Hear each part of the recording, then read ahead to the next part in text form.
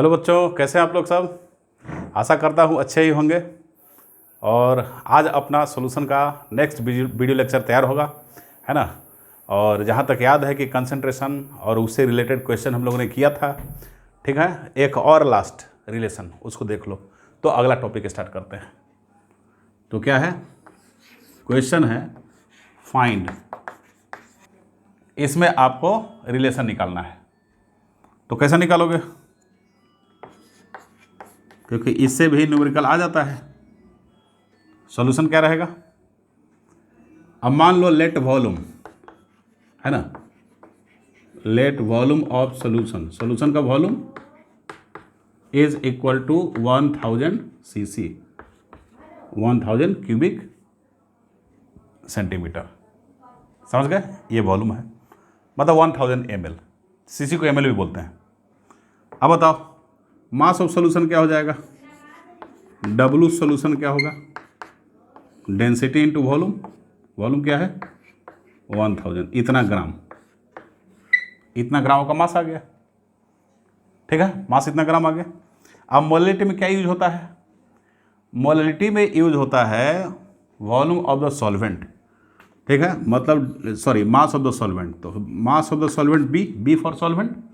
तो कैसे होगा, तो मास ऑफ सॉल्यूशन, सॉल्यूशन का मास माइनस सॉल्यूट का मास W है, माइनस कर दो। चलो क्या लिखोगे, सॉल्यूशन का मास क्या है D इंटू 1000 है, और W है। W इक्वल टू क्या होगा, देखो जरा, W इक्वल टू क्या होता है, WA is equal to number of mole of A multiplied by molar mass of A।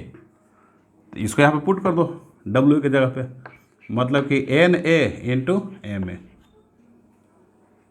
समझ रहे हो। अब मोलिटी का फॉर्मूला लिखो, मोलिटी इक्वल टू क्या होगा, number of moles of A, मतलब सॉल्यूट का number of moles, divided by mass of the solvent WB, ठीक है। WB क्या है, एक ग्राम में है, एक इसमें आएगा ग्राम में। तो mass of the solvent in gram D into 1000 minus NA MA, और ऊपर में क्या हो जाएगा, इसे मल्टीप्लाई कर दो। समझ रहे हो। अब इसको क्या कर लो, अब इसको रिवर्स मारो, उल्टा करो। तो उल्टा करो क्या होगा, 1/m is equal to D into 1000 minus NA divide by NA into 1000। ये देख लो, ये आ गया। इसको आगे बढ़ाओ, कैसे बढ़ाएंगे आगे भाई, ये देखो बच्चों,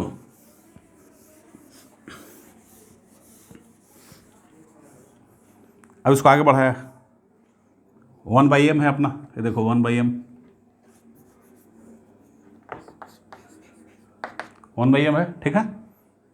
और D 1000 है, तो D इंटू 1000 बाई क्या हो जाएगा, NA इंटू 1000 हो जाएगा, NA इंटू 1000 माइनस क्या है NA MA by NA into 1000 हो जाएगा। ये 1000 कैंसिल हो गया, समझ रहे हो, यहाँ से NA ने कैंसिल हो गया।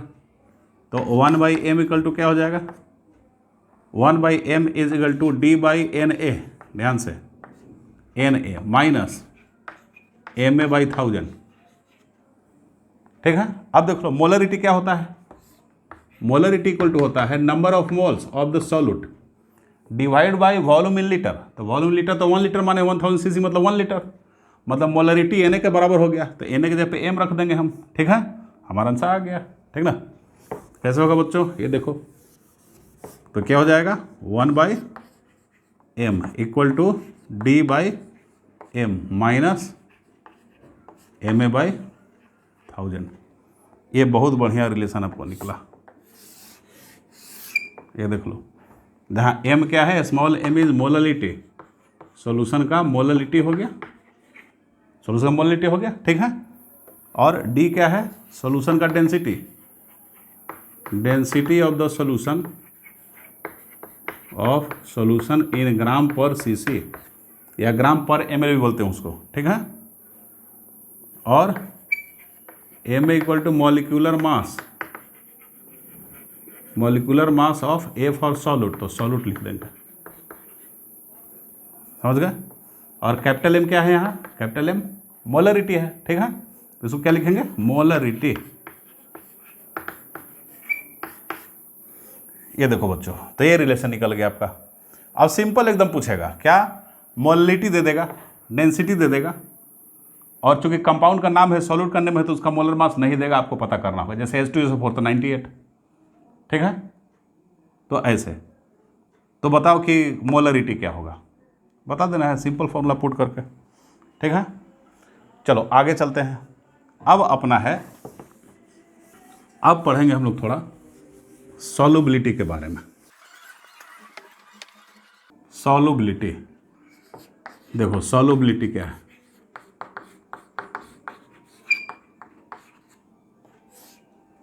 सॉल्युबिलिटी क्या होता है, सॉल्युबिलिटी मतलब होता है कि एक सॉल्यूशन की कैपेबिलिटी है ना, सॉलिड को डिजोल्व कराने का कितना कैपेबिलिटी है।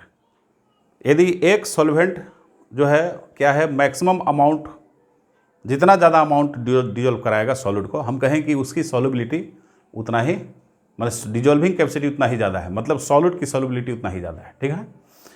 तो ये क्या हो जाएगा कि it is the maximum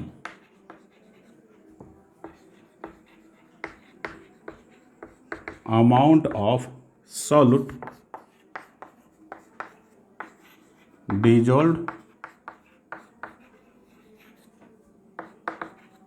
dissolved in a specific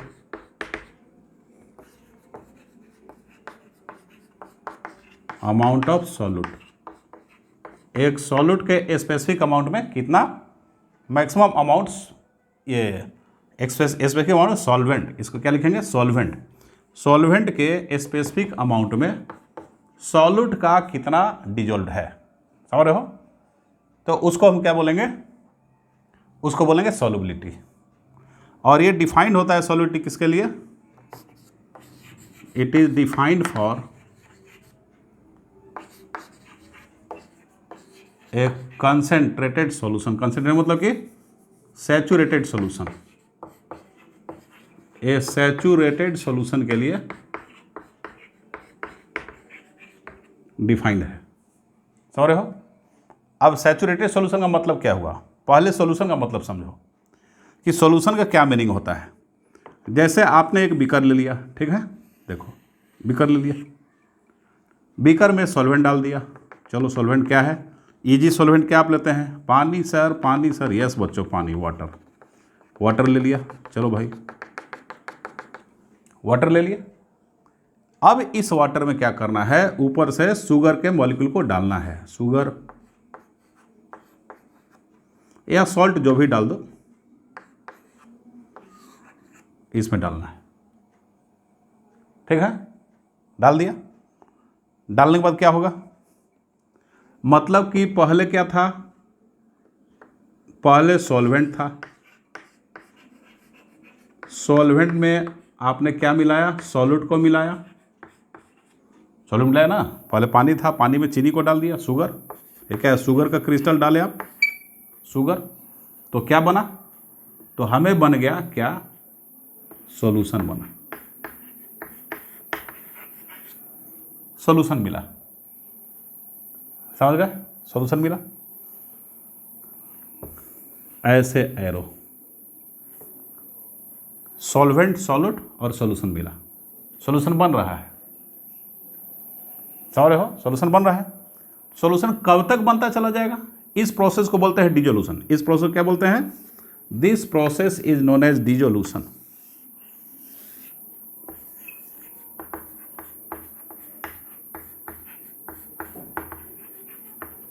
ये प्रोसेस डिसोल्यूशन होता है। कब तक बनता चला जाएगा, जब तक ये शुगर वाटर में मिलता रहेगा, डिजोल्व होता रहेगा, तब तक ये रिएक्शन फॉरवर्ड डायरेक्शन जाएगा, मतलब सॉल्यूशन बनता रहेगा। लेकिन एक मैक्सिमम जैसे ही एक पीक आएगा, मैक्सिमम अमाउंट जब पूरा शुगर का डिजोल्व कर जाएगा इसमें, तो डिजोल्व करने के बाद क्या होगा, अब फर्दर हिलाते रहो शुगर डाल के, अब कुछ नहीं होने जा रहा है, अब सॉल्यूशन बनेगा ही नहीं। तो क्या होगा भाई, मतलब अब बन गया क्या, सैचुरेटेड सॉल्यूशन बना, ठीक है, सैचुरेटेड सॉल्यूशन। अब देख लो, मतलब हम लिखेंगे क्या कि एक ऐसा स्टेज पहुंचता है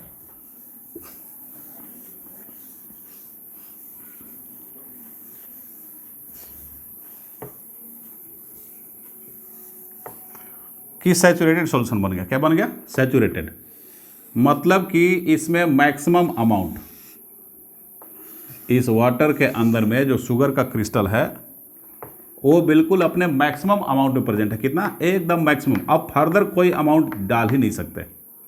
अब ऊपर से कितना भी शुगर का क्रिस्टल डालने के लिए चाहोगे, ये सीधे जाकर नीचे बैठेगा, ये देख लो, जाएगा, घुसेगा अंदर, इंटर करेगा, लेकिन नीचे जाकर बैठ जाएगा, डिजोल्व होगा ही नहीं। तो नीचे जाकर बैठना डिजोल्यूशन नहीं बोलते हैं, पूरा घुल मिल जाना एक साथ, उसको बोलते हैं डिजोल्यूशन। अब ऊपर से डाला, कितना भी घुमा रहे, नीचे बैठा रह जा रहा है, अब वो गायब हो ही नहीं रहा है, ये सब शुगर गायब हो गया है, मतलब छुप गया है। ये नीचे वाला पेंदा में क्रिस्टल दिख रहा है, मतलब कि सॉल्यूशन सैचुरेटेड हो गया। समझ रहे हो। अब देखो, इसका मतलब कि अब फर्दर ले नहीं रहा है, तो फर्दर नहीं ले रहा है, तो एक सैचुरेटेड सॉल्यूशन में क्या होता है, सैचुरेटेड सॉल्यूशन में देखोगे बच्चों, उसको कुछ दिन तक रख लो, कुछ दिन तक या कुछ घंटे तक, तो देखोगे कि सैचुरेटेड सॉल्यूशन में ये सॉल्यूट का क्रिस्टल है। तो इस सॉल्यूट के क्रिस्टल पे क्या होगा, ये सॉल्यूट का क्रिस्टल जो है ये वाटर में डिजोल्व होता रहेगा, अंदर ही अंदर डिजोल्व हो रहा है। देखो, डिजोल्व हो गया, छोटे छोटे फाइन पार्टिकल में कन्वर्ट होकर, और ये फाइन पार्टिकल जो है साथ ही साथ क्या हो रहा है, यहाँ पे आके स्ट्राइक भी कर रहा है, धक्का भी मार रहा है, दोनों काम हो रहा है। मतलब ये अनडिजोल्व शुगर का क्रिस्टल भी बना रहा है, और ठीक उसी मोमेंट पे शुगर का क्रिस्टल सॉल्यूशन में जा रहा है।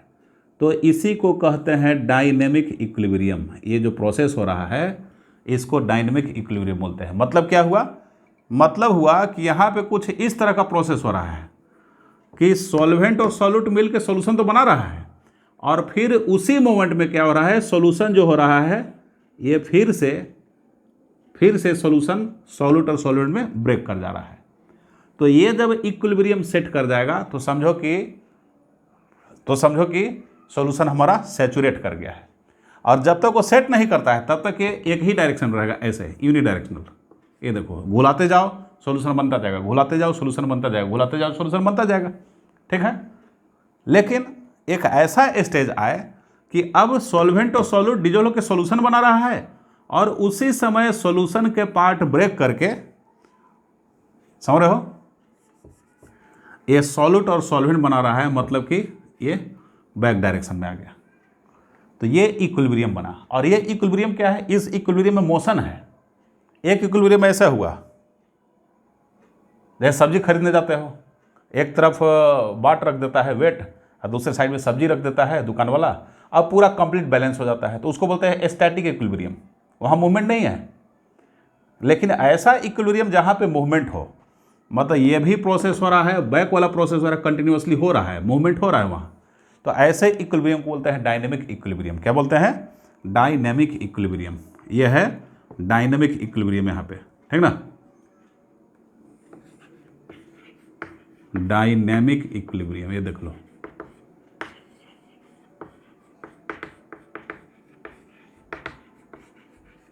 Dynamic equilibrium.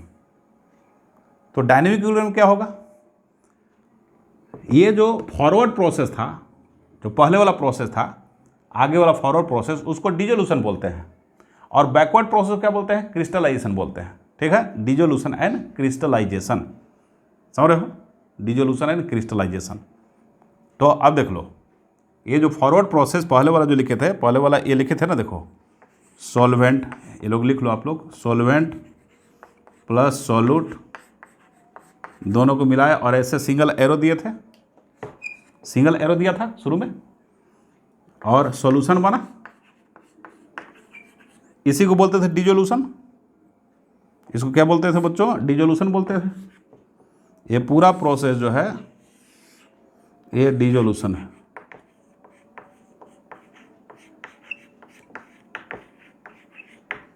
डिसोल्यूशन हो गया। लेकिन अब यहाँ क्या होगा, अब यहाँ पे चूंकि पहले वाला फिगर बनाया तो मैं डिसोल्यूशन लिखा था, अब तो यहाँ पे डबल एरो लिख दिया दोनों साइड से, तो आगे वाला प्रोसेस डिसोल्यूशन और पीछे वाला प्रोसेस क्रिस्टलाइजेशन। मतलब इसमें देखो, इसमें जो ऐसा लिखा है ये एरो हाफ एरो जो गया ये हो गया डिसोल्यूशन, ये डिसोल्यूशन हो गया, डिसोल्यूशन। और नीचे वाला जो हाफ एरो हुआ ये वाला नीचे वाला ऐसे, इसको बोलते हैं क्रिस्टलाइजेशन। Crystallization, crystallization. और डिसोल्यूशन और क्रिस्टलाइजेशन का बिल्कुल सेम रेट हो जाए और सेम रेट हो जाए दोनों का, तो हम बोलेंगे कि सैचुरेटेड सॉल्यूशन हो चुका है। ठीक है, तो क्या लिखेंगे कि if dissolution equal to,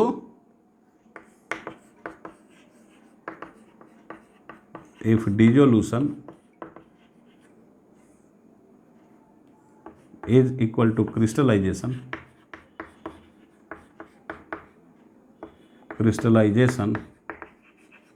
then इसका मतलब क्या हुआ, then the solution is saturated। ये किसके लिए होता है, फॉर सैचुरेटेड सोल्यूशन, लिख लो for saturated solution. Saturated solution के लिए ऐसा होता है, याद रखना, सैचुरेटेड सॉल्यूशन के लिए ऐसा होगा। ठीक है ना। चलो अब आगे चलते हैं, तो क्या लिखेंगे, थोड़ा वर्ड में स्टेटमेंट लिख लो। इनिशियली क्या होता है,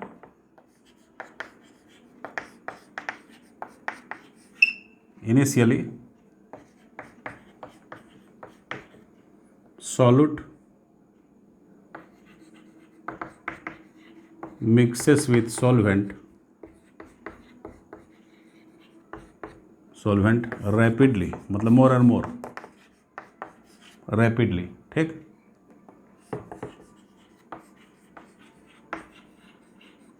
the process is known as dissolution.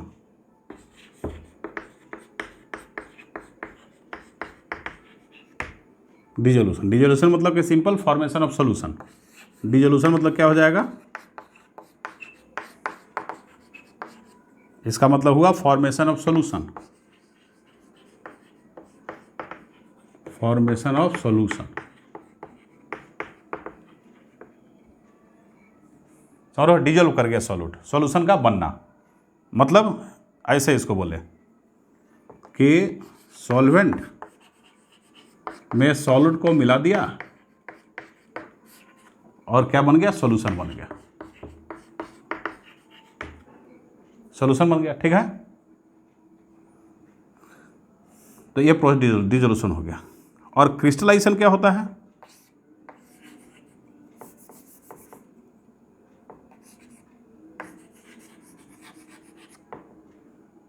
ठीक है।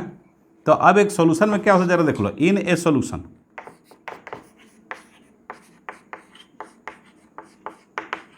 इन a solution solute molecule strikes with undissolved, मतलब कि डिजोल्व सॉल्यूट, कौन सा, डिजोल्व सॉल्यूट, डिजोल्व सॉल्यूट लिख लो। ठीक, डिजोल्व सॉल्यूट की बात है, dissolve solute molecule strike with undissolved solute. समझ रहे हो, the process is known as crystallisation. उस प्रोसेस क्या बोलते हैं, the process is known as crystallisation. क्या बोलेंगे उसको, क्रिस्टलाइजेशन, क्रिस्टलाइजेशन। ये देख लो, क्रिस्टलाइजेशन बोलते हैं। समझ गए, एक क्रिस्टलाइजेशन क्या होता है, it is the opposite of dissolution. Crystallization क्या होता है, crystallization is, crystallization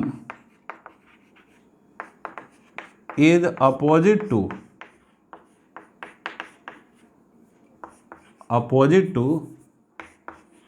dissolution. Dissolution का क्या होगा, डिजोल्यूशन के opposite, crystallization is opposite to dissolution, dissolution के अपोजिट होगा क्रिस्टलाइजेशन, समझ गए, मतलब रिवर्स प्रोसेस, ठीक है, रिवर्स प्रोसेस मतलब जब डिजोल्यूशन का रेट ज़्यादा होगा क्रिस्टलाइजेशन से तो सॉल्यूशन बनेगा, सैचुरेट हो जाएगा तो दोनों का रेट क्या हो जाएगा, इक्वल होगा, डायनेमिक इक्विलिब्रियम आ जाएगा। तो क्या हो जाएगा, when rate of dissolution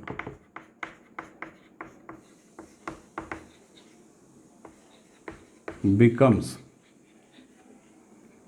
equal to the rate of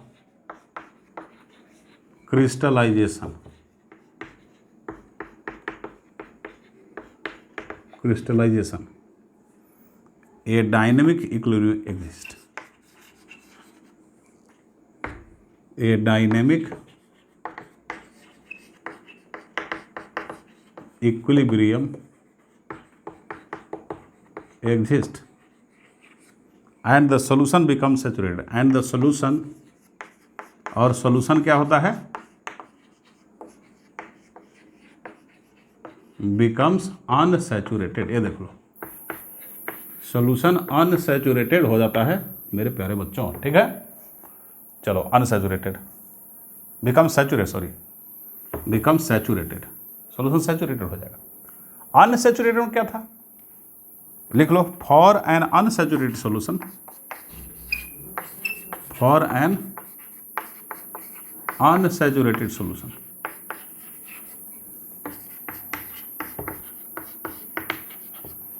dissolution dominate करेगा किसके ऊपर, dissolution dominates over crystallisation, dominates over crystallisation, crystallisation के ऊपर डोमिनेट करेगा, मतलब कि अनसैचुरेटेड सॉल्यूशन में फॉरवर्ड रिएक्शन ज़्यादा होगा, डिजोल्यूशन रिएक्शन ज़्यादा होगा और बैकवर्ड रिएक्शन कम होगा, तब ना डिजोल्व करेगा। बैकवर्ड रिएक्शन तो सॉल्यूशन के स्टेट को खत्म कर रहा है, क्रिस्टलाइजेशन मतलब कि पानी का अलग हो जाना, शुगर का अलग हो जाना, तो वो तो बिल्कुल अपोजिट प्रोसेस हो गया, ठीक है। इसका मतलब क्या हुआ कि अनसैचुरेटेड सॉल्यूशन में हम जितना सॉल्यूट डालते रहेंगे उतना वो डिजोल्व होता चला जाएगा। क्यों, क्योंकि बैकवर्ड प्रोसेस उसके बराबर में आ ही नहीं रहा है, बैकवर्ड प्रोसेस उसके बराबर में आ जाएगा तब हम उसको बोलेंगे सैचुरेटेड सॉल्यूशन है, ठीक है। चलो अब कंसेंट्रेशन देख लो, सॉल्युबिलिटी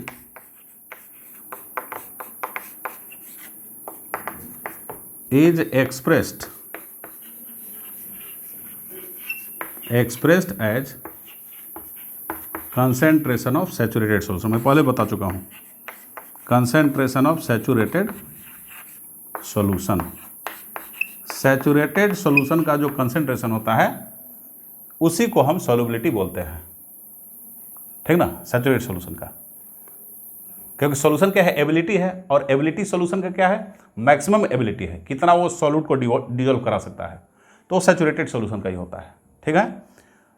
और सैचुरेटेड सॉल्यूशन मतलब सॉल्यूशन सैचुरेटेड कब होता है, वो डिफाइन है एक पर्टिकुलर टेम्परेचर और प्रेशर पे, टेम्परेचर बढ़ाने से हो सकता है कि और ज़्यादा मटेरियल को और ज़्यादा सॉल्यूट को डिजोल्व कराए, ये भी होता है। तो अब लिखेंगे फैक्टर इफेक्टिंग सॉल्युबिलिटी। अब क्या होगा, सॉल्युबिलिटी को इफेक्ट करने वाले factor, factor affecting solubility,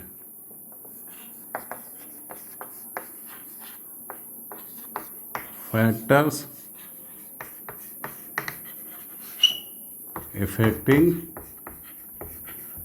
solubility, solubility को इफेक्ट करने वाले फैक्टर्स। तो पहले लेते हैं किसको, फर्स्ट लेते हैं ए, फॉर सॉलिड लिक्विड सॉल्यूशन, ये देख लो, सॉलिड लिक्विड सॉल्यूशन के लिए पहले इसको देखेंगे, ठीक है। चलो तो पहला क्या आएगा, first nature of solute and solvent,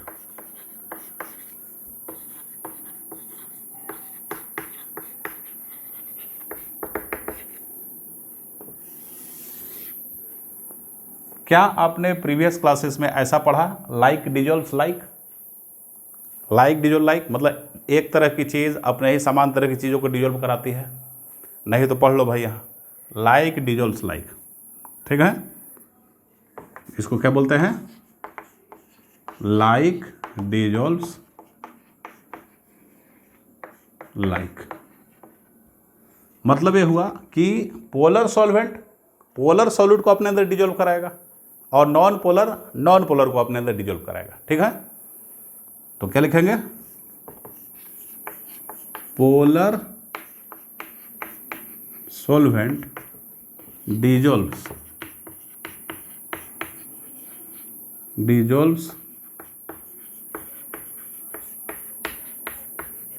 non polar solvent dissolves non polar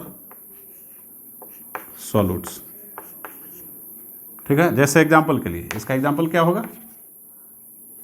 अरे यार क्या हो गया मेरे को आज polar solvent dissolve polar solvent dissolve polar solute. Example के लिए क्या होगा? जैसे कि देखो NaCl अपना है, NaCl इन वाटर। NaCl एकदम वाटर में आराम से घुल जाता है, क्यों? क्योंकि NaCl में पोलर में क्या है? जिसमें पोल हो, पॉजिटिव निगेटिव पोल। देखो Na प्लस है और Cl माइनस है, ठीक है। तो अब क्या हुआ? H2O हुआ वाटर। ये देखो H2O यही ना H2O। तो H2O पे क्या है? डेल प्लस चार्ज होता है। यहाँ भी डेल प्लस चार्ज है और यहाँ डेल माइनस चार्ज है। डेल माइनस किसको खींच लेगा? Na प्लस को खींच लेगा। और डेल प्लस किसको खींच लेगा? Cl माइनस को खींच लेगा, डिजोल्व करा लेगा। खींचातानी हो गया, डिजोल्व कर जाएगा, ठीक है। तो ये लाइक डिजोल्व लाइक हुआ। और non polar in non polar solvent. Second क्या होगा? नॉन पोलर सॉल्वेंट जो होगा डिजोल्व्स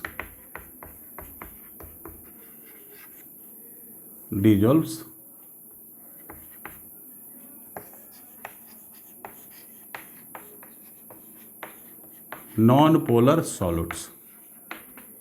ये देख लो, जैसे एग्जांपल के लिए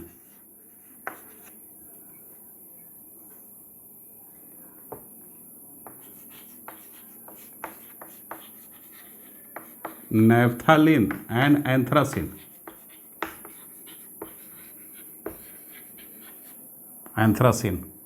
इन बेंजीन के अंदर, इन बेंजीन। नैफ्थालीन क्या है? नॉन पोलर है। बेंजीन भी नॉन पोलर होता है, उसके अंदर डिजोल्व हो जाता है। बताए समझ में? चलो बहुत अच्छी बात है। तो ये फर्स्ट पॉइंट हो गया, nature of the solute and solvent. Second point क्या होगा?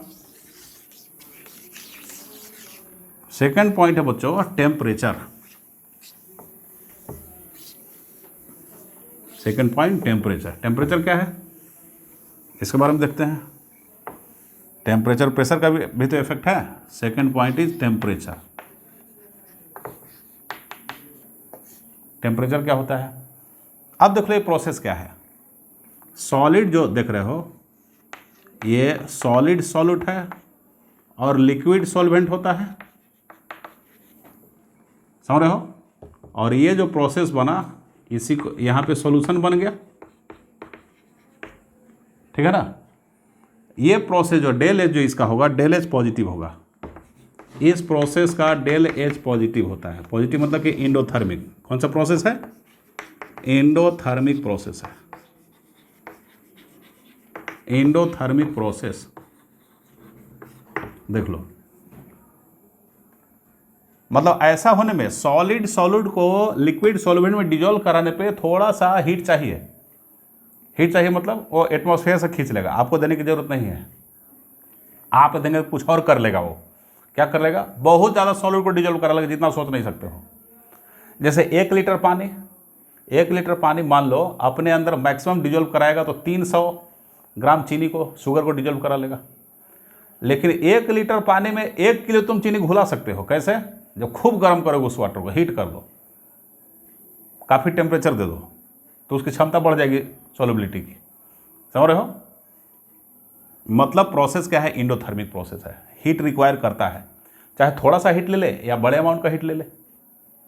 जैसा कि यदि आप गर्म करना शुरू कर देंगे तो ऐसे नॉर्मल जो सॉल्यूशन बनाते हो घर में, चीनी और पानी का, नमक और पानी का, उसमें भी हीट लगता है, लेकिन वो एटमॉस्फेयर से हीट खींच लेता है, आपको पता नहीं लगता, ठीक ना। आप जज नहीं कर पाते कि हीट इसमें लगा कि नहीं, लेकिन लगता है। इसका मतलब क्या हुआ कि हीट सप्लाई करने का एक ही जरिया है कि टेम्परेचर बढ़ाओ, ठीक है। तो टेम्परेचर यदि हम बढ़ाते हैं तो ये प्रोसेस जो हो जाएगा, क्यों, क्योंकि according to Le Chatelier principle, class 11th में जाओ, ली चैटेलियर प्रिंसिपल के हिसाब से जो इंडोथर्मिक रिएक्शन होता है उसको टेम्परेचर बढ़ाने से फॉरवर्ड डायरेक्शन में जाता है, और टेम्परेचर घटाएंगे तो बैक में आ जाएगा। बैक में जाने का मतलब कि सॉल्यूशन डिस्टर्ब हो गया, ब्रेक कर गया सॉलिड और लिक्विड में, मतलब सॉल्यूशन नहीं रहा। अब फॉरवर्ड मतलब लिक्विड और सॉलिड बिल्कुल मिक्स कर गए, और सॉलिड और लिक्विड बिल्कुल मिक्स कर गए और एकदम सॉल्यूशन बना लिए, मतलब फॉरवर्ड डायरेक्शन में जाना। इसका मतलब क्या हुआ, लिखेंगे according to Le Chatelier principle, according to Le Chatelier's principle, ठीक है। According to Le Chatelier principle an endothermic process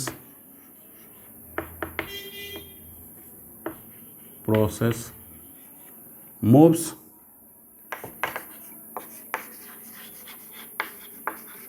in forward direction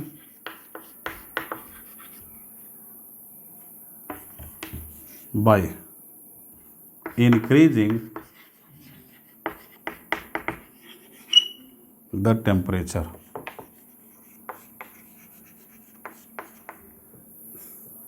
Lee Chatelier principle के हिसाब से एक इंडोथर्मिक प्रोसेस मूव करता है फॉरवर्ड डायरेक्शन में उसके टेम्परेचर को इंक्रीज करने से, ठीक है।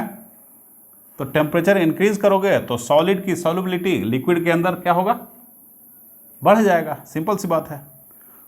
तो क्या हम लिखेंगे, by increasing the temperature, by increasing the temperature, solubility of solute increases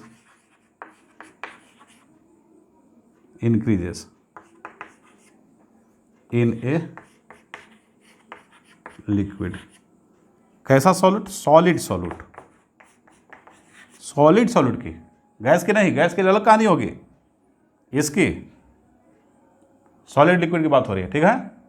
चलो अब थर्ड पे चलते हैं। थर्ड, प्रेशर का इफेक्ट भी होना चाहिए,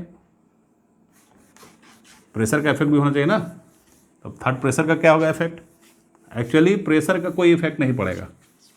क्यों नहीं पड़ेगा, क्योंकि सॉलिड और लिक्विड बेटा होते हैं हाईली इनकॉम्प्रेसिबल, वो कंप्रेस होते ही नहीं। तो कंप्रेस नहीं होते तो क्या होगा, प्रेशर डालने का कोई इफेक्ट नहीं होगा। तो थर्ड क्या हो जाएगा, थर्ड इज प्रेशर। थर्ड क्या होगा बच्चों, थर्ड प्रेशर।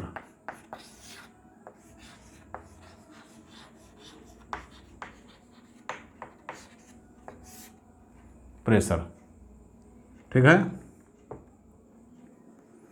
तो there is no effect of pressure, क्यों, क्योंकि सॉलिड, लिख लो, solid and liquid are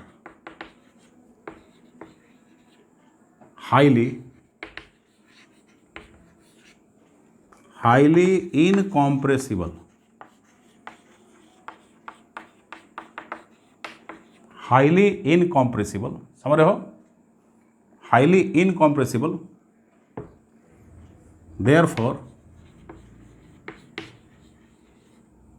therefore no effect of pressure, no effect of pressure on them। तो सॉल्युबिलिटी का, इसका मतलब क्या हुआ कि pressure, solubility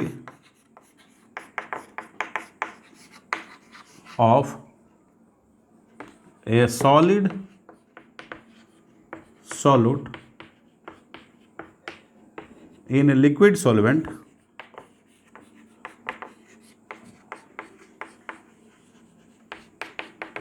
is not affected by, ये देख लो, not affected by pressure. Pressure का कोई इफेक्ट नहीं पड़ता, ठीक ना, प्रेशर का कोई इफेक्ट उस ऊपर नहीं पड़ता है। चलो, जब प्रेशर का इफेक्ट नहीं पड़ेगा तो ये तो हमारी बात हो गई सॉलिड लिक्विड सॉल्यूशन की। अब बात करते हैं किसके, गैस लिक्विड सॉल्यूशन की बात करते हैं। गैस लिक्विड सॉल्यूशन होता है कि नहीं? बिल्कुल होता है। शुरू वाला वीडियो देखो बच्चों, होता ही है, नहीं होने का सवाल ही नहीं है, समझ रहे हो। अब देखो ध्यान से, एकदम समझने की ज़रूरत है। अब बी नंबर में आ जाओ, for gas liquid solution, gas liquid solution.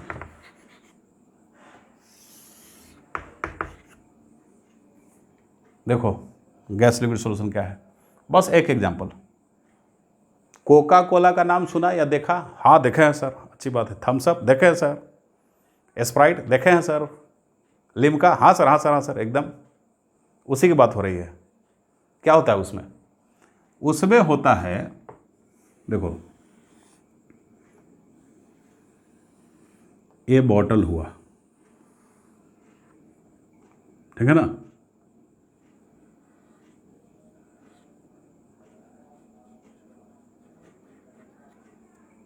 बंद है,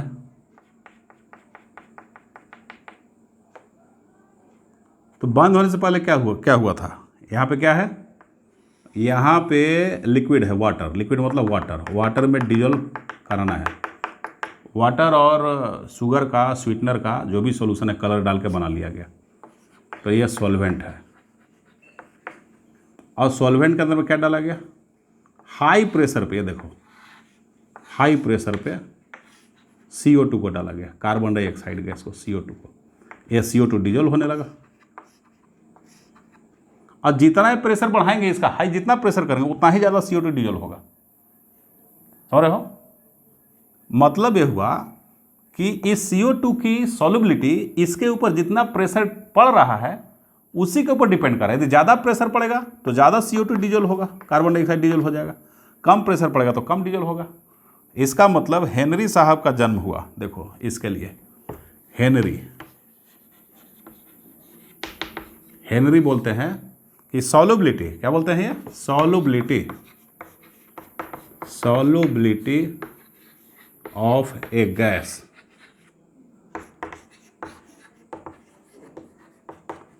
in liquid solvent is directly proportional to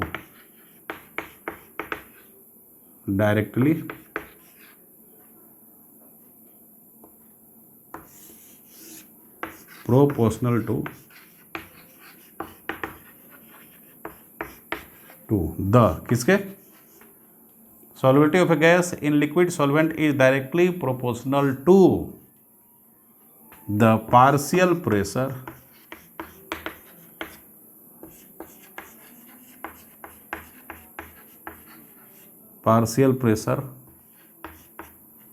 of the gas above the solvent।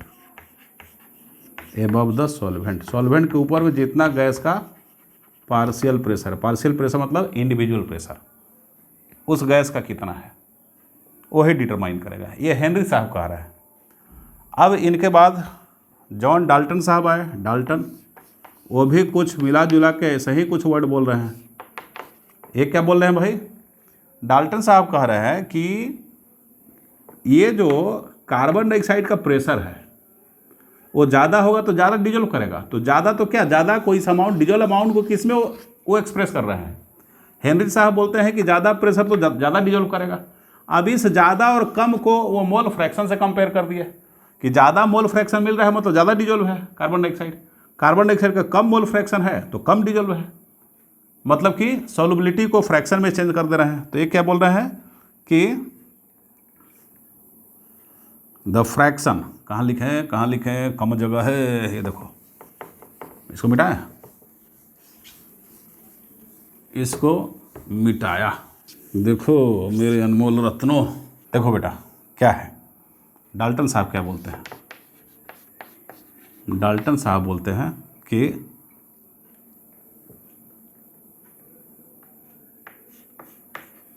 The mole fraction of A gas dissolved in a liquid solvent is directly proportional to, क्या हो जाएगा, is directly proportional to the partial pressure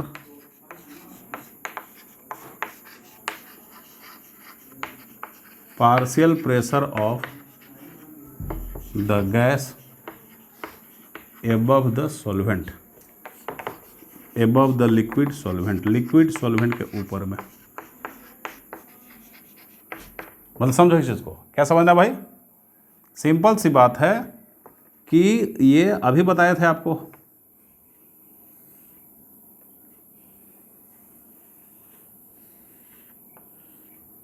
ये liquid solution है। अब liquid solution है तो इस liquid solution में सपोज करो कि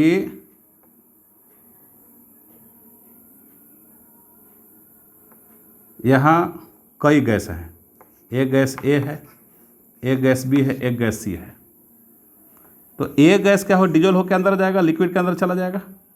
अब बी भी डिजोल्व करके अंदर चला जाएगा और सी भी डिजोल्व करके अंदर जाएगा ना। अब ए का कितना अमाउंट गया है, उसको अमाउंट जो होता है मोल फ्रैक्शन में यहाँ पे एक्सप्रेस करेंगे। ए का मोल फ्रैक्शन, बी का मोल फ्रैक्शन, सी का मोल फ्रैक्शन, और डिपेंड करेगा कितना ज़्यादा प्रेशर इसके ऊपर में है। ठीक है, मतलब हम बोलेंगे कि mole fraction of A dissolve inside the solution is proportional to personal pressure of A above the solvent. ये देख लो, मोल फ्रैक्शन ऑफ बी, ये बी का mole fraction B inside the solution, solution के अंदर बी का कितना dissolve है, वो प्रोपोर्शनल होगा जितना ज़्यादा बी का पार्शियल प्रेशर होगा तो पी बी। यदि बी ज़्यादा प्रेशर लगाएगा तो ज़्यादा डिजोल्व होगा, ए और सी के कंपेरिजन में कम लगाए तो कम डिजोल्व होगा। ठीक है, सी, इसके भी दम को देखेंगे, एक्स सी और पी सी, मतलब कि सिंपल सा फार्मूला हो गया, X is proportional to P हो गया। ये देख लो, partial pressure X is proportional to P. बता रहा समझ में।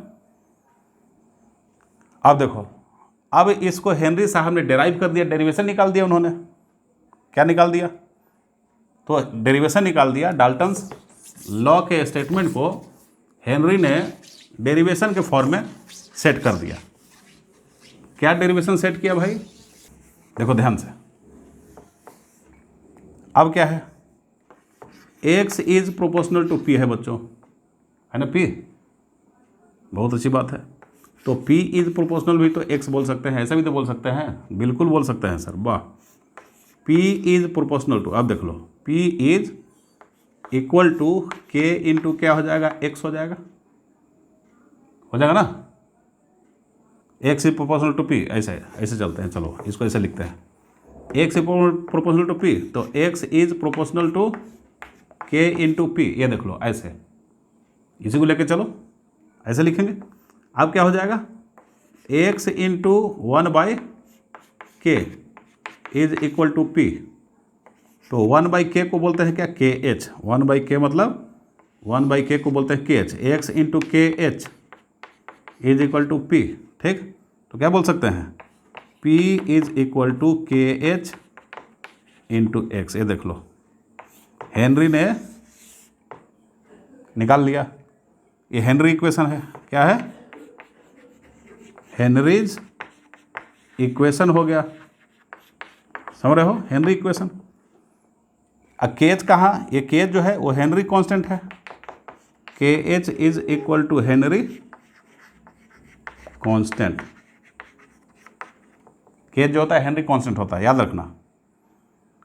तो हेनरी कांस्टेंट होगा तो अब एक क्या निकला कि मोल फ्रैक्शन, ये क्या है, एक्स क्या है, अंदर का, सॉल्यूशन के अंदर का, सॉल्वेंट के अंदर का सॉल्यूट का मोल फ्रैक्शन, ठीक है। तो mole fraction of solute dissolve inside the solution is equal to या is proportional to the pressure applied above the solution. समझ रहे हो, pressure applied above the solution, या इसको बोलते हैं pressure is proportional to mole fraction, ठीक ना। तो हेनरी लॉ बोलेंगे, हेनरी लॉ क्या है, Henry law.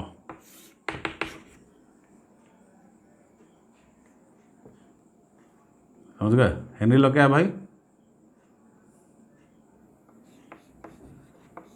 The pressure of gas A, of A gas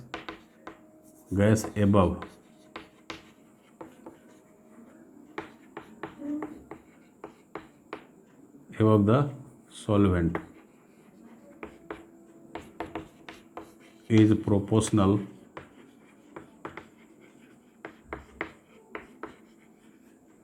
to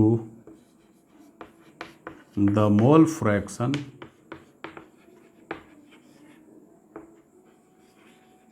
of gas inside the solvent. Solvent के अंदर उसका मोल फ्रैक्शन क्या है, इसको देख लो। अब ये कैसे हम मतलब कि इसको जस्टिफाई करेंगे कि प्रेशर बढ़ाएंगे तो मोल फ्रैक्शन बढ़ जाएगा, उसके लिए एक लॉजिक है, सिंपल सी बात है।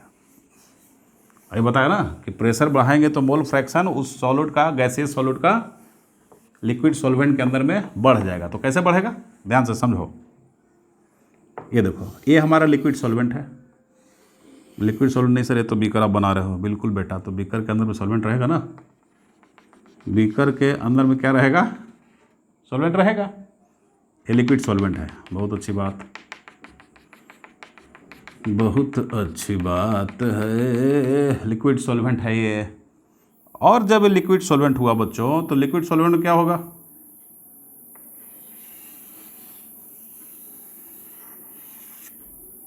देख लो।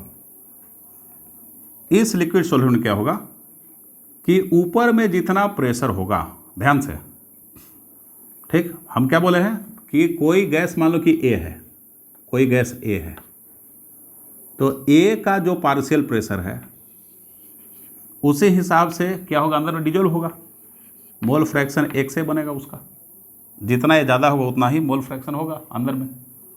तो कैसे इसको जस्टिफाई करोगे, अब प्रेशर बढ़ा दिए, तो प्रेशर बढ़ा दिए तो इस गैस ए का, देख लो, इस गैस ए का आप क्या कर रहे थे, पहले मान लो वॉल्यूम इतना था, प्रेशर बढ़ाने से क्या हो गया, प्रेशर बढ़ाने से वॉल्यूम इतना हो गया, कम हो गया। तो जितना गैस, इतने सारे गैस को, मतलब जो गैस को बहुत ज़्यादा स्पेस चाहिए था, वही गैस अब कम स्पेस में है। कम स्पेस में है मतलब क्या हो जाएगा कि पर यूनिट वॉल्यूम गैस के मॉलिक्यूल बढ़ गए, पर यूनिट वॉल्यूम गैस के मॉलिक्यूल बढ़ गए, और पर यूनिट वॉल्यूम गैस के मॉलिक्यूल बढ़ गए तो पर यूनिट सरफेस एरिया, एक पर्टिकुलर सरफेस एरिया से टकराने वाले गैस के मॉलिक्यूल भी तो बढ़ गए, इनका स्ट्राइकिंग रेट भी तो बढ़ गया। मतलब प्रेशर बढ़ाया तो उतना ही ज़्यादा सरफेस से वो लिक्विड, वो गैस का पार्टिकल टकरा रहा है लिक्विड सरफेस से, और जितना ज़्यादा टकराएगा उतना ज़्यादा एंट्री होगा, उतना ही ज़्यादा अंदर में एंट्री करके आएगा। समझ रहे हो, तो क्या हो जाएगा, by increasing the pressure, by increasing the pressure, मतलब पार्शियल प्रेशर ऑफ गैस, ठीक, a, number of gas molecules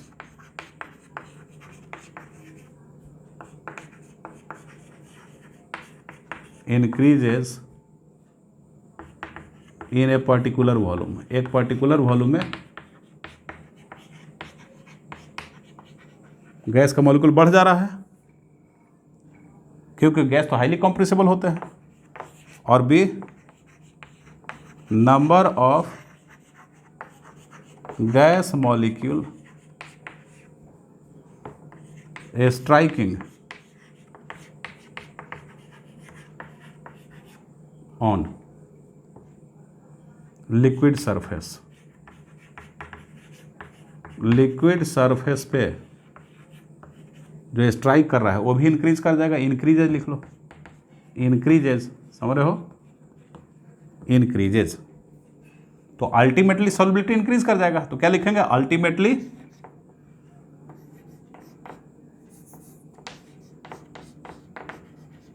ultimately solubility increases। Ultimately solubility क्या होता है, इंक्रीज करता है। अल्टीमेटली solubility increases, ऐसा बढ़ जाएगा क्योंकि पर यूनिट वॉल्यूम में मॉलिक्यूल बहुत ज़्यादा पैक हो गए वहाँ पे प्रेशर बढ़ाने से, और बहुत ज़्यादा पैक मॉलिक्यूल में अब पॉसिबिलिटी बढ़ गया ज़्यादा स्ट्राइक करने का लिक्विड के सरफेस से, तो एंट्री ज़्यादा होगी, सिंपल सी बात है, तो सॉल्युबिलिटी बढ़ जाएगा। समझ रहे हो। चलो ये बहुत अच्छी बात है। ये हेनरी लॉ। अब जरा हेनरी लॉ का ग्राफ देख लेते हैं क्योंकि ग्राफ से कुछ क्वेश्चन आते हैं, इसलिए ग्राफ देखना जरूरी है मेरे प्यारे बच्चों। अब देखो क्या है ग्राफ, क्या ग्राफ था हमारा, P is proportional to KH into X. ठीक है, याद रखो इस चीज़ को। यह है हमारा इक्वेशन, हेनरी इक्वेशन है। तो हेनरी इक्वेशन के लिए क्या हो गया, P जो हो गया y इक्वल टू क्या हो गया m और x हो गया। मतलब x एक्सिस देख लो ध्यान से, ये y एक्सिस है और ये x एक्सिस है। x एक्सिस की तरफ मोल फ्रैक्शन ऑफ सॉल्यूट है, x सॉल्यूट मीन्स XA। इधर क्या है, partial pressure of solute PA, solute का पार्शियल प्रेशर, इधर मोल फ्रैक्शन है mx प्लस सी मतलब क्या हुआ, c मतलब जीरो हो गया, c है ही नहीं इसमें, मतलब ऑरिजिन से पास करता हुआ स्ट्रेट लाइन मिल जाएगा आपको ऐसे। समझ गए, ये है। और एक चीज़ बता रहे हैं, ये जो KH जो होता है, KH सॉल्युबिलिटी, जो गैस का सॉल्युबिलिटी जो होता है KH का इन्वर्स होता है। मतलब यदि मोर KH होगा तो लेस सॉल्युबिलिटी, याद रखना, मीन्स सॉल्युबिलिटी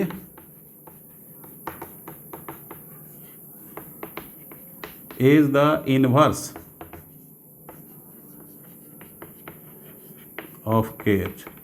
मतलब कि मोर KH है, देखो मोर KH होगा तो लेस सॉल्युबिलिटी होगा। सॉल्युबिलिटी क्या हो जाएगा, लेस सॉल्युबिलिटी, याद रखना, लेस सॉल्युबिलिटी, देखो लेस सॉल्युबिलिटी। अब ध्यान से, अब फैक्टर की बात करते हैं, factor affecting solubility of gaseous solute in liquid solvent. क्योंकि उधर फैक्टर की बात किए थे सॉलिड लिक्विड सॉल्यूशन के लिए, तो सॉलिड गैस लिक्विड के लिए बात करना पड़ेगा, ठीक है ना। तो चलो बात कर लेते हैं बच्चों, factors affecting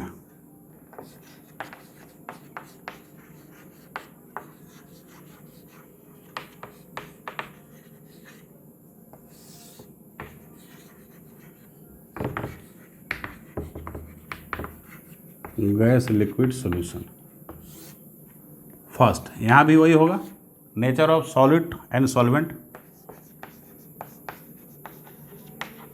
nature of solute and solvent.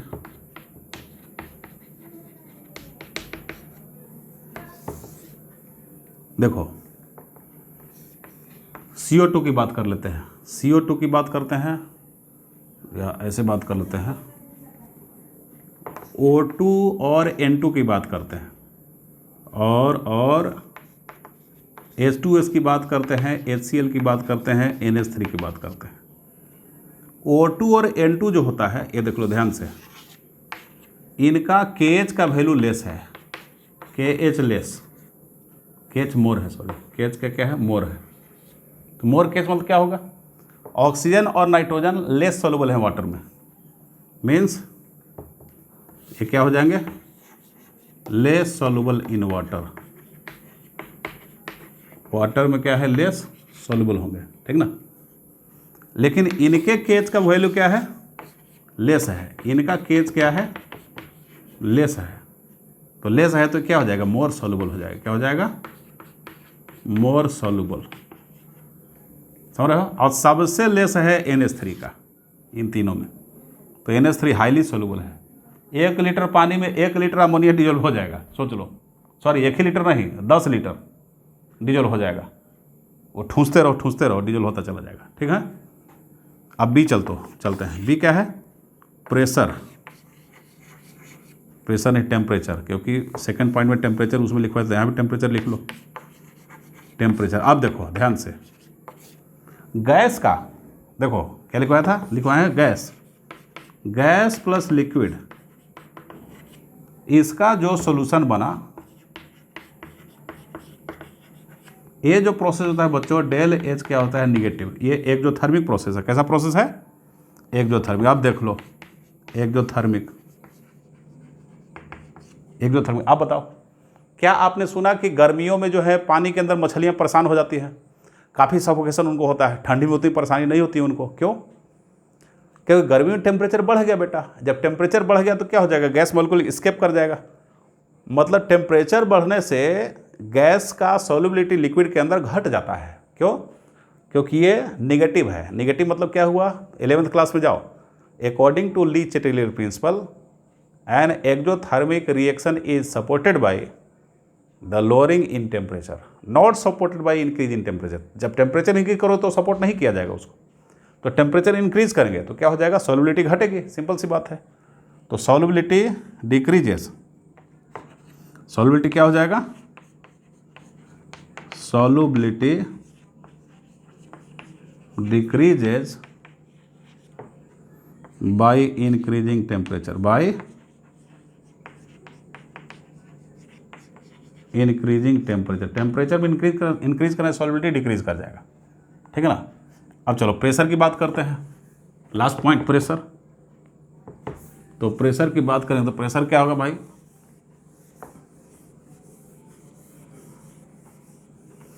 C point pressure. ये देखो प्रेशर क्या होगा, प्रेशर। अब पूरी कहानी तो खत्म कर दी है, क्या खत्म की है, शुरू में ही प्रेशर को ले लिया था। प्रेशर बढ़ाएंगे तो सॉल्युबिलिटी बढ़ेगा, क्यों, क्योंकि गैसेस हाईली कंप्रेसिबल होते हैं। जितना ज़्यादा कंप्रेस होगा उतना ही कम वॉल्यूम में मॉलिक्यूल ज़्यादा अटेंगे, उतना ही मॉलिक्यूल ज़्यादा स्ट्राइक करेगा लिक्विड सरफेस से, उतना ही डिजोल्व होगा, सिंपल सी बात है। तो सॉल्युबिलिटी इंक्रीजेस, क्या होगा, सॉल्युबिलिटी मेरे प्यारे बच्चों, solubility of A gaseous solute increases by increasing किसका, increasing the pressure, बढ़ जाएगा, सिंपल सी बात है। अब इंपॉर्टेंस ऑफ हेनरी लॉ देखते हैं, इसको इंपॉर्टेंस क्या है हेनरी लॉ का, importance of Henry laws, Henry law का, हेनरी लॉज नहीं, लॉ एक ही लॉ था, इसका इंपॉर्टेंस क्या है। नंबर 1, इन बीवरेज इंडस्ट्रीज में, ये देख लो, मतलब कि बीवरेज मतलब जैसे बियर बनाना है तो उसमें क्या करते हैं, लिक्विड में CO2 गैस को डिजोल्व कराते हैं। कोका कोला बनाना है उसमें भी लिक्विड में वाटर में CO2 को डिजोल्व कराते हैं। तो वहाँ हाई प्रेशर पे सब काम किया जाता है, प्रेशर जितना ही बढ़ाएंगे उतना ही डिजोल्व होगा। तो हेनरी लॉ, सिंपल सी बात है, समझ गए। और सेकंड, इन स्कूबा डाइवर्स, ये देख लो, स्कूबा डाइवर मतलब कि पूरा एकदम क्या क्या लगा के वो समुद्र में जो डाइव मारते हैं ऑक्सीजन का सिलेंडर लेके, समझ रहे हो। जब डाइव मारते हैं नीचे तो उस ऑक्सीजन के साथ मिक्स रहता है नाइट्रोजन भी, नाइट्रोजन मिक्स रहेगा तो जितना नीचे जाएगा उतना ही प्रेशर वाटर का बढ़ेगा। तो वाटर का प्रेशर बढ़े तो सारी चीज़ों का प्रेशर बढ़ जाएगा। उस हाई प्रेशर पे गैस पे भी प्रेशर लगेगा उतना ही ज़्यादा, क्योंकि पीठ पे ही तो लिया रहता है गैस का सिलेंडर, तो सिलेंडर के ऊपर उतना ही हाई प्रेशर लग रहा है। तो हाई प्रेशर लगेगा तो ऑक्सीजन मॉलिक्यूल डिजोल्व हो रहा है, चलो उसको कंफर्ट महसूस हो रहा है। लेकिन नाइट्रोजन भी डिजोल्व हो जा रहा है ब्लड के साथ में। जैसे ही स्कूबा डाइवर ऊपर आता है, ऊपर आने के बाद क्या होता है कि नाइट्रोजन जो डिजोल्व हो गया था, ऑक्सीजन तो कंज्यूम हो गया, कार्बन डाइऑक्साइड में कन्वर्ट हो गया, लेकिन डिजोल्व नाइट्रोजन वो तो कंज्यूम नहीं होता, वो फिर से वापस आएगा क्योंकि अब प्रेशर कम हो गया। प्रेशर कम हो गया तो गैस का मॉलिक्यूल बाहर निकलेंगे, तो ब्लड में एयर बबल बन जाता है, नाइट्रोजन का बबल बन जाता है। तो नाइट्रोजन का बबल बन जाएगा तो काफ़ी पेन उसको होगा, काफ़ी एकदम शरीर में दर्द होता है। तो दर्द होता है तो उस समय अपने हाथ पाँव ऐसे मोड़ के वो बैठना चाहता है वो डाइवर, जिससे कंफर्ट महसूस हो। ठीक है, तो हाथ पाँव को मोड़ के बैठना मतलब क्या हुआ, बेंड कर लिया, समझ रहे हो।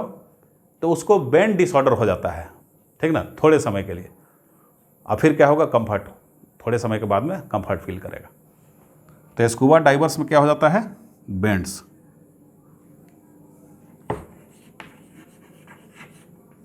बेंड्स इज कॉज्ड, बेंड्स क्या होते हैं उसमें, कॉज होते हैं। क्यों कॉज होता है बता दिया कि हाई प्रेशर पे ऑक्सीजन नाइट्रोजन दोनों डिजोल्व हो गया। जब ऊपर आया ऑक्सीजन तो कंज्यूम हो गया, नाइट्रोजन कंज्यूम नहीं हुआ, नाइट्रोजन के बबल बन गए ब्लड में, ठीक ना, ब्लड में बबल बन गए तो उसको क्या हुआ, इरिटेशन होगा, नर्वस इरिटेशन होगा, डिस्कम्फर्ट महसूस होगा। तो चाहेगा कि शरीर हाथ पाँव को पूरा मोड़ के बैठे रहें या लेटे रहें, उसी को बेंड्स बोलते हैं। बेंड मतलब मोड़ना, ठीक ना। तो स्कूबा डाइवर्स में ऐसा होता है क्योंकि प्रेशर का ही खेला है वहाँ। प्रेशर ज़्यादा तो ज़्यादा डिजोल्व हो गया, नाइट्रोजन डिफ्यूज कर गया, ठीक है। कम हुआ तो नाइट्रोजन वापस आना शुरू हो गया। अब देखो थर्ड क्या है,